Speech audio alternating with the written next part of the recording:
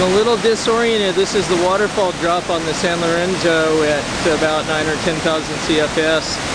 I remember this log over here is what we typically go underneath when we portage the drop, so I think the middle of the waterfall is right about here, but there's so much class 5 below me as well, I'm not really sure.